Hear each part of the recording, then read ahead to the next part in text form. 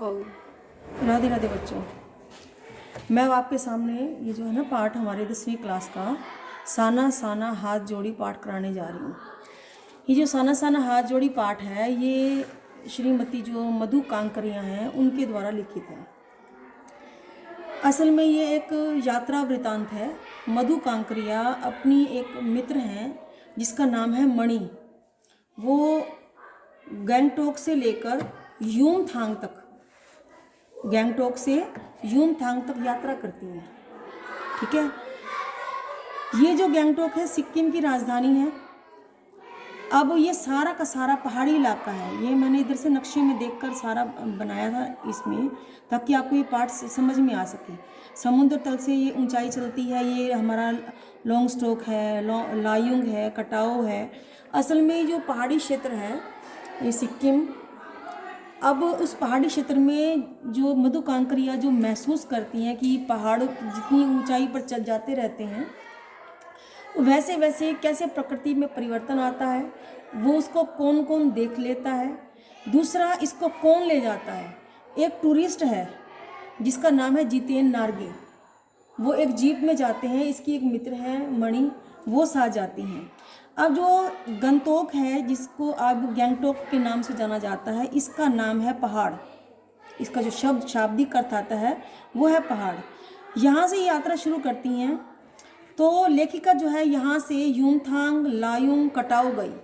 जैसे देखो लायुंग, लोंगस्टोक, लायुंग, कटाओ, यूमथांग जाती है। यहाँ पर जब जा रही होती हैं तो एक नेपाली युवती से दिखाई देती है, प्रार्थना करती है। जो ये शब्द आए हैं इस पाठ के नाम के साना साना हाथ जोड़ी, इस पाठ के नाम में एक नेपाली युवती होती है, क्योंकि नेपाल का क्षेत्र है सारा का सारा। वहाँ प्रार्थना कर रही होती है। इसका अर्थ है साना साना अर्थात छोटे छोटे हाथ जोड़कर, जिसका क्या छोटे छोटे हाथ जोड़कर मैं प्रार्थना करती हूँ कि जो मेरा अस्तित्व है, जो मेरा जीवन है, वो समर्पित हो जीवन की अच्छाइयों के लिए। तो दूसरा पॉइंट मैंने इसलिए लिख दिया ताकि हम यहाँ से जब पॉइंट से याद करते चलें। तो नेपाली युवती प्रार्थना करती है कि मेरा सारा जीवन अच्छाइयों को समर्पित हो। फिर वहाँ रुकी होती है ये। उसके बाद इन्हें पता चलता है कि उस गैंगटोक से एक ऐसी हिमालय की तीसरी चोटी है जिसका नाम है कंचनजंगा। ये हिमालय की तीसरी सबसे बड़ी चोटी है। वैसे तो केटू पर्वत भी है, लेकिन ये कंचनजंगा की चोटी वहाँ से दिखाई देती है। लेकिन मौसम ख़राब होता है, साफ़ नहीं होता, तो उसे ये चोटी दिखाई नहीं देती। लेकिन पास में जो दिखाई देता है वो ढेरों फूल दिखाई देते हैं, फूलों की वादियाँ दिखाई देती हैं, जिसको देखकर ये बहुत खुश हो जाती है। अब यहाँ से लेकर ये जो यूमथांग है ये 149 किलोमीटर ऊपर है। 149 किलोमीटर की ऊंचाई पर गंगटोक से लेकर यूमथांग की ऊंचाई है। ये यहाँ से यहाँ तक की यात्रा करती है। इसके मित्र मणि, इसकी जो मित्र है वो है मणि, और एक गाइड है जो जीप पर जा रहे हैं, उसका नाम है जितेन नार्गे। ये नार्गे शब्द भी इसका आता है। ये जितेन नार्गे ड्राइवर भी है और इसका गाइड भी है। क्यों? गाइड की एक विशेषताएं होती हैं कि गाइड क्या है, यात्रा जब करे तो साथ साथ जो भी दृश्य आ रहे हैं उसका वर्णन बताए, वहाँ का इतिहास बताए गाइड, जो जिस उसकी जलवायु के बारे में बताए, उस स्थान के बारे में, कितना ठंडा इलाका है, वहाँ के धर्म के बारे में बताए। तो जितेन नार्गे सारा बताता है कि एक गाइड के अंदर गुण होना चाहिए कि जिस स्थान का वर्णन करा रहा है उस स्थान की भौगोलिक स्थिति अर्थात जलवायु, वो भौगोलिक स्थिति का भी वर्णन करवाए। वहाँ जो धर्म फैला हुआ है, कैसा कैसे लोग रहते हैं, वहाँ का जीवन यापन कैसा है, जीविका का साधन कैसा है, जीवन यापन लोग कैसे करते हैं। तो ये सारी स्थितियों का वर्णन, और वहाँ के जो जितने दर्शनीय स्थान हैं उनका वर्णन बताए, वहाँ का इतिहास बताए। तो जितेन नार्गे ने एक गाइड की भूमिका बहुत अच्छी निभाई है। समझ आई?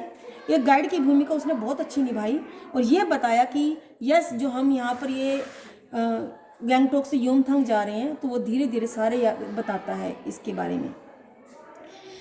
ये यहाँ से जाते हैं एक लोंगस्टोक नामक जगह पर। यहाँ पर क्या है, ये जो नेपाल का क्षेत्र है, नेपाल क्षेत्र बौद्ध धर्म वहाँ फैला हुआ है चारों ओर। तो इस जगह पर एक कवि लॉन्गस्टॉक नामक जगह है। यहाँ क्या बताया इन्होंने कि आसपास जो बुद्ध लोग हैं, जो लॉन्गस्टॉक की जगह है, वहाँ पर झंडियाँ लगाई जाती हैं इस प्रकार से, कुछ झंडे लगाए जाते हैं कुछ इस प्रकार से। अगर तो वो सफ़ेद झंडियाँ टंगी हुई हैं, तो वो सफ़ेद झंडियाँ टंगी होती हैं 108, अर्थात जो झंडे 108 होते हैं, वो किस परिस्थिति में होते हैं? जब कोई बौद्ध भिक्षुक मर जाता है, उसकी मृत्यु हो जाती है, तो शोक ऊपर शोक दिखाने के लिए 108 झंडियाँ 108 झंडे फहरा दिए जाते हैं, लेकिन इस झंडियों को कभी भी नष्ट नहीं किया जाता। आई समझ में बात? तो यानी कहने का अभिप्राय है कि वहाँ पर किसी बौद्ध भिक्षु की अगर मृत्यु हो जाए, यदि मृत्यु हो जाती है, तो वहाँ सफ़ेद झंडियाँ लगाई जाएंगी। वो कितनी लगी होंगी? वो 108, और इन्हें कभी भी हटाया नहीं जाता, स्वयं नहीं हटाया जाता, ये स्वतः ही नष्ट होती हैं। अब अगर कोई उत्सव हो जाए, किसी का बच्चा पैदा हो, कोई विवाह हो, कोई और खूबसूरती, कुछ और खुशनुमा माहौल हो, वहाँ पर रंगीन झंडियाँ लगाई जाएंगी, लेकिन इसकी संख्या 108 नहीं बल्कि अनगिनत होगी अंदाजे से। और उत्सव खत्म हो जाने के बाद इन झंडियों को उतार लिया जाता है। आप भी करते हो ना, विवाह वगैरह हो, आप अपने घर को सजाते हो, विवाह के बाद उसे उतार दिया जाता है। इस प्रकार अगर तो खुशी का माहौल होगा तो उन झंडियों को, रंगीन झंडियाँ होंगी पहले तो, और उन्हें उतार लिया जाएगा अवसर होने के बाद। लेकिन मृत्यु के समय में 108 झंडियाँ लगाई जाएंगी, उन्हें उतारा नहीं जाता। तो लॉन्गस्टॉक में यही दिखाया गया है। और ये जो पताका है कहीं अहिंसा का और शांति का प्रतीक मानी जाती हैं। यहाँ उसने बताया, जितेंद्र नार्गे ने, कि इसी लॉन्गस्टॉक नामक जगह पर एक फिल्म है पुरानी, गाइड, जिसमें देवानंद ने काम किया। गाइड फिल्म की शूटिंग भी यहाँ पर हुई थी। उसके बाद ये वहाँ, जैसे मैंने अभी बताया कि गाइड के अंदर एक गुण होना चाहिए कि वहाँ के जीवन यापन, धर्म के बारे में बताए। तो ये वहाँ बताता कि कौन सी जातियाँ हैं वहाँ पर। तो उसने 2 जातियाँ बताई, एक लेपचा और भूटिया, ये वहाँ की 2 जातियाँ हैं। फिर उसमें एक और दिखाया, किसी झोपड़ी के अंदर एक प्रेयर व्हील है, एक तरह का चक्र,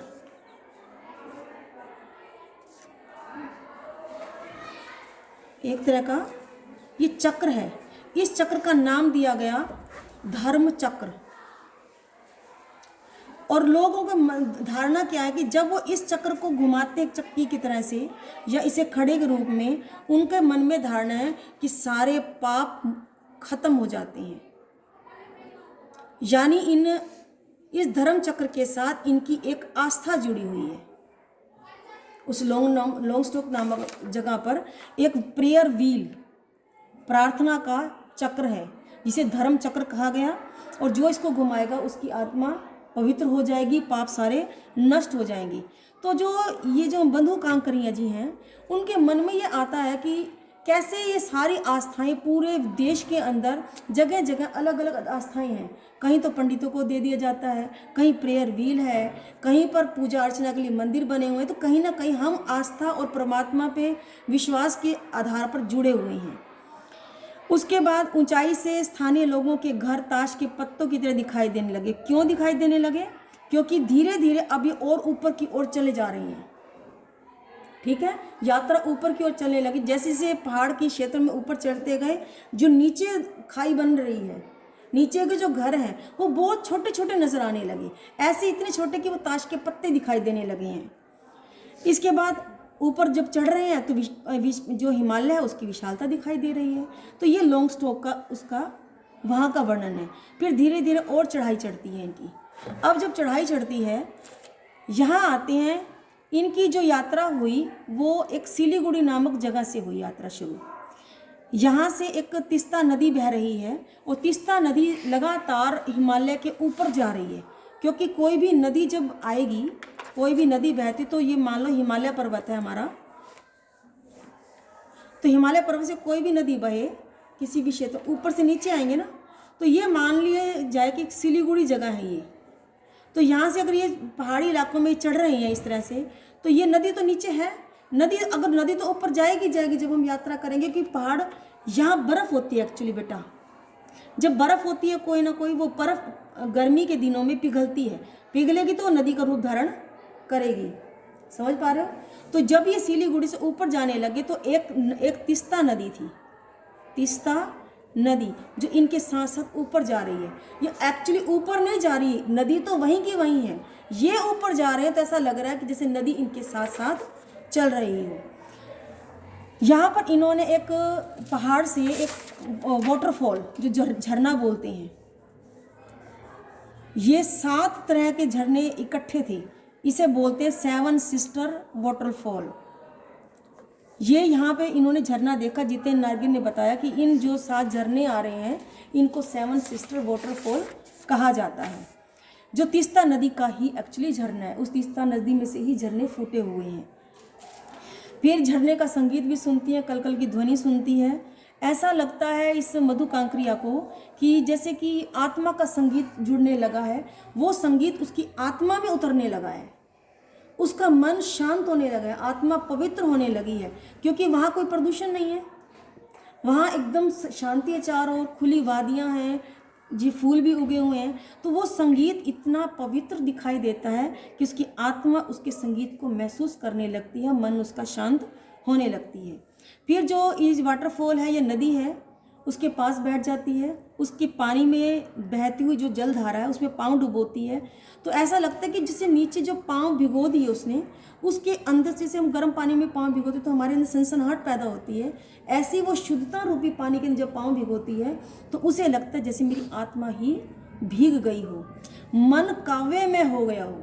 काव्य में अर्थात मन इतना है कि जैसे संगीत कर लूँ, गीत गा लूँ, क्योंकि आत्मा संगीत होगी, मन पवित्र हो गया, तो ऐसे लगा जैसे कवि बन रहा हो कि कुछ न कुछ शब्द बना दिए जाएं, मन में अनेकों विचार उसके उत्पन्न होने लगे इस हिमालय की प्रकृति का वर्णन करने के लिए। इसी प्रकार जीवन की अनंतता का प्रतीक ये झरना, क्योंकि अनंत है, लगातार बह रहा है, क्योंकि वहाँ ऊपर पहाड़ों पर अगर बर्फ़ है, हर साल बर्फ़ जमेगी, धीरे धीरे पिघलेगी, ये तो झरना कभी ना ख़त्म होने वाला है। तो जीवन की अनंतता जो कभी समाप्त, अनंत का मतलब क्या है?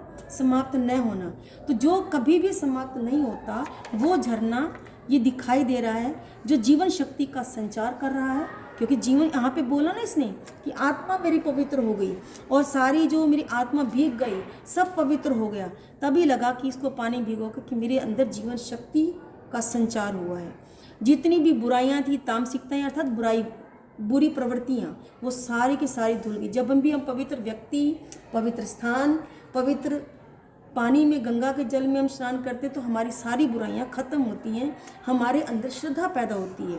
तो जितनी भी वासनाएं हैं, बुराइयाँ हैं, वो भी सारी बह गई इसके पानी के अंदर। फिर इससे और ऊपर चढ़ते हैं ये।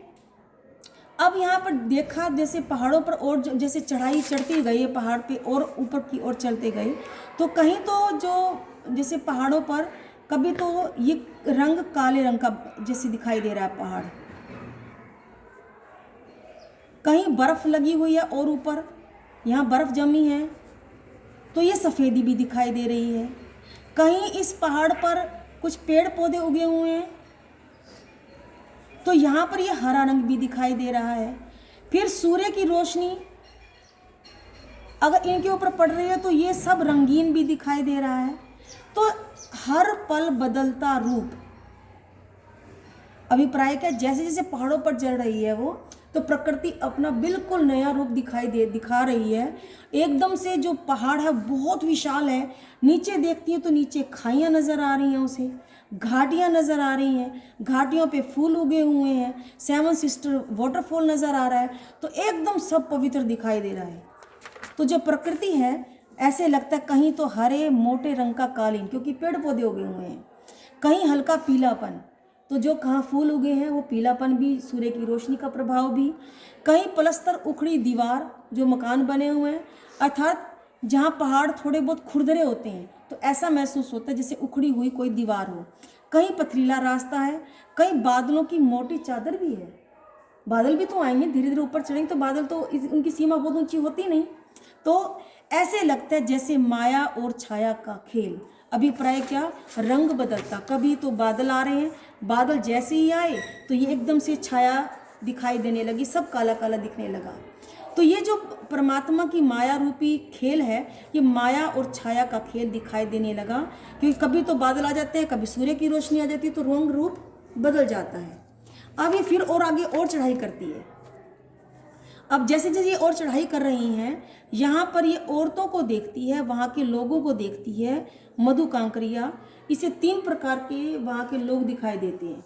गंगटोक भी जो ये था, इसे मेहनत कश लोगों का इंसान भी कहा जाता है, शहर, सॉरी, मेहनत कश लोगों का शहर।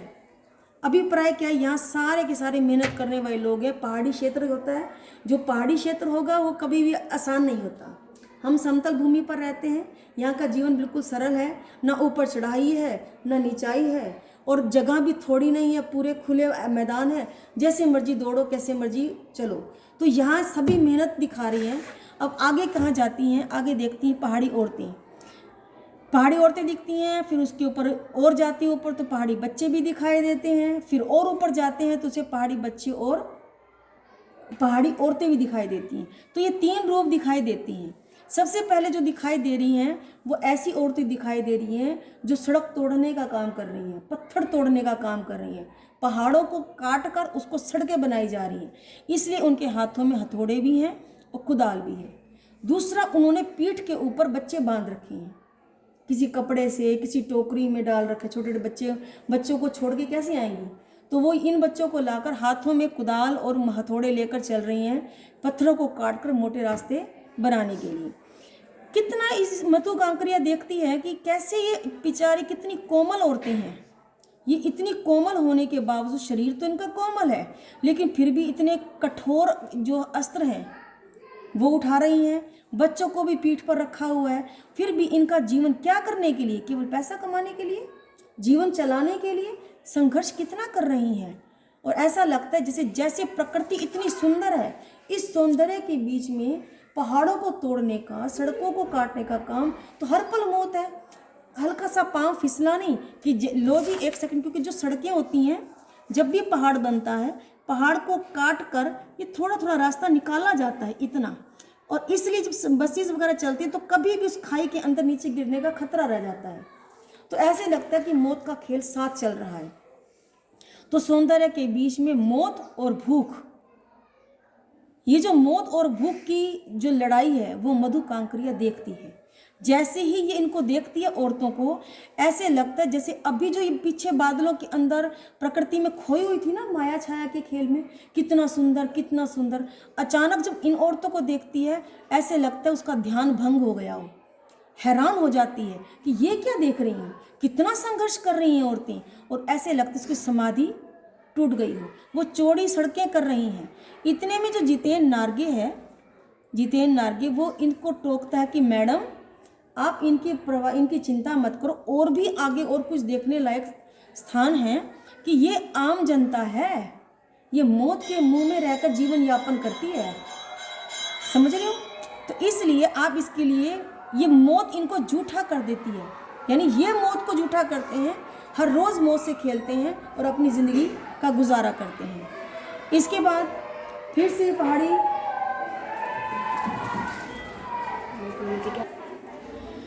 इसके बाद मधु कांकरिया और ऊपर जाती हैं। अभी पहाड़ी औरतें देखी, बच्चे देखे जो पीठ पर लदे हुए थे। हमें यहाँ ध्यान देना कि पहले पहाड़ी औरतें दिखी, पीठ पर बच्चे और हाथों में हथौड़े कुदाल। इसके बाद बच्चे देखती है, और ऊपर जाने पर क्या देखते कि पहाड़ी बच्चे स्कूल से लौट रहे हैं। उनके पास, बेचारों के पास स्कूल बस नहीं, आपके पास तो बसेस मिलती हैं, समतल भूमि है, आवागमन आसान है, शिक्षा प्राप्त करना आसान है। लेकिन इनका जो स्कूल है बिल्कुल नीचे तराई में, अर्थात तलहटी में नीचे है। वो नीचे जाते हैं, एक ही स्कूल है, और फिर अपने घरों के ऊपर लौटते हैं। केवल पढ़ाई नहीं करते, बल्कि माताओं के साथ अपना काम भी करते हैं। मवेशी चराते हैं। मवेशी का मतलब होता है आपके पशु।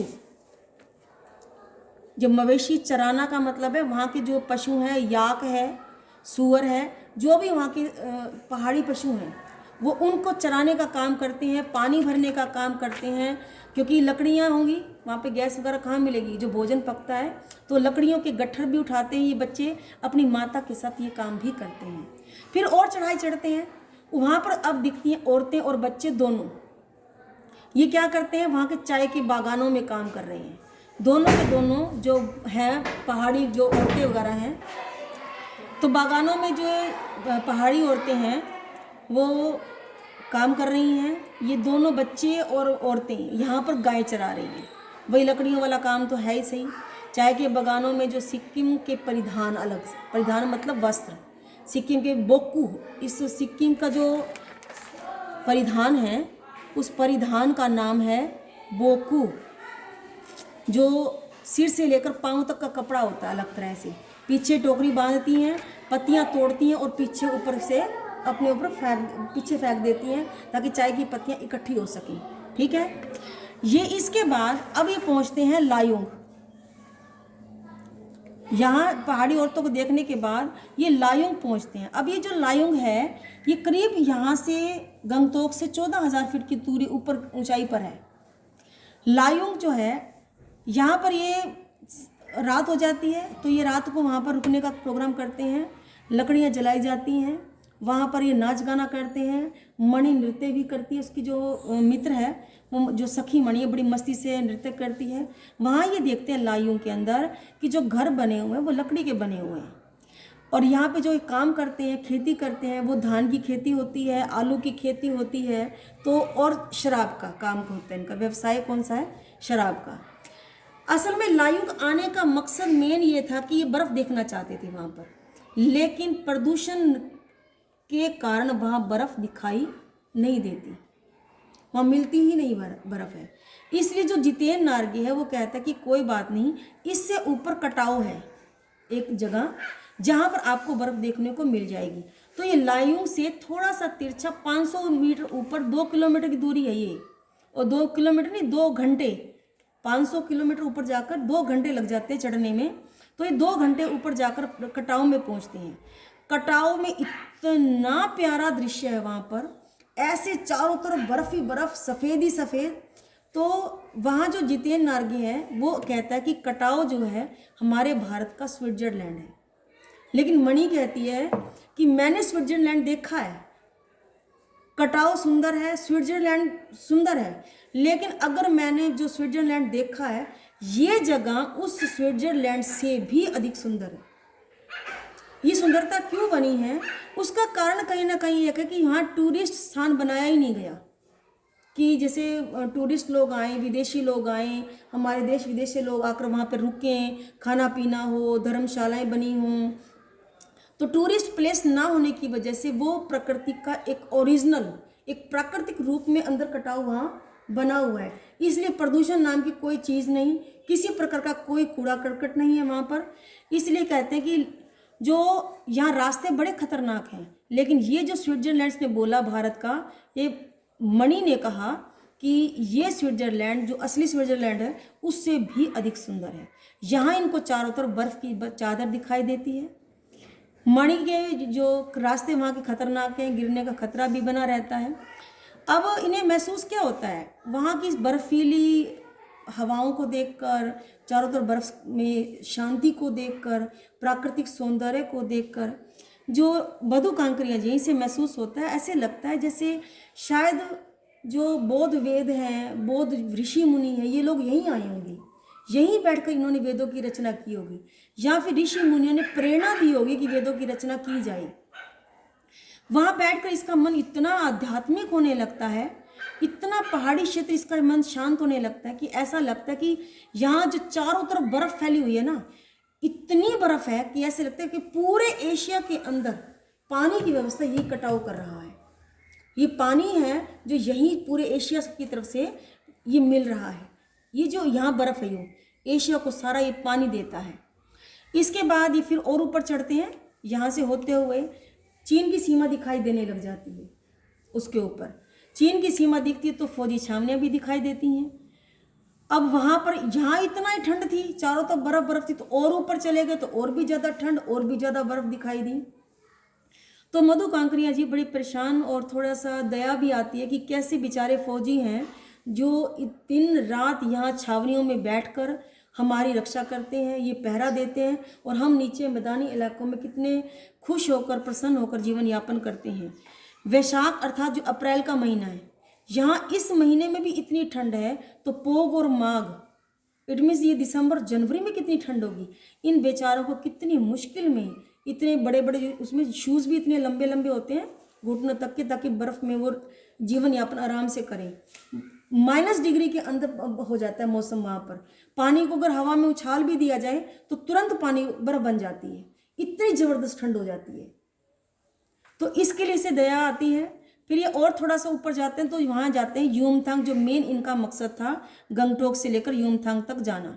यहाँ जब पहुँचते हैं तो युमथांग में घाटियाँ देखती है फूलों से भरी हुई, और गजब की बात, यहाँ पर जो जानवर हैं, ये वहाँ के जो लोग हैं वो बंदर का मांस खाते हैं, और बंदर का मांस खाने पर इनको विश्वास है कि जो बंदर का मांस खा लेता है उससे कैंसर भी कभी नहीं होता। अच्छा, और दूसरा वहाँ पे सूअर हैं, सूअर का दूध पीने को मिलता है इन्हें। कोई जानवर दूसरे है नहीं थी, ठंड में कौन जिएगा, तो मोटी चमड़ी के जानवर वहाँ रह जाते हैं, याक वगैरह, तो ये सूअर का दूध पीते हैं, बंदर का मांस खाते हैं, और बंदर का मांस खाने पर इनको कैंसर भी नहीं होता। पहले जो ये सिक्किम था ये अपना स्वतंत्र देश था, स्वतंत्र राज्य था, लेकिन अब ये भारत का राज्य बन गया है। फिर चांदनी रात में एक ज्वार भाटे का प्रभाव पड़ता है वहाँ के कुत्तों पर। जैसी चांदनी रात होती है तो ज्वार भाटे का प्रभाव कुत्तों पर पड़ने पर कुत्ते बहुत ज़्यादा भौंकना शुरू कर देते हैं।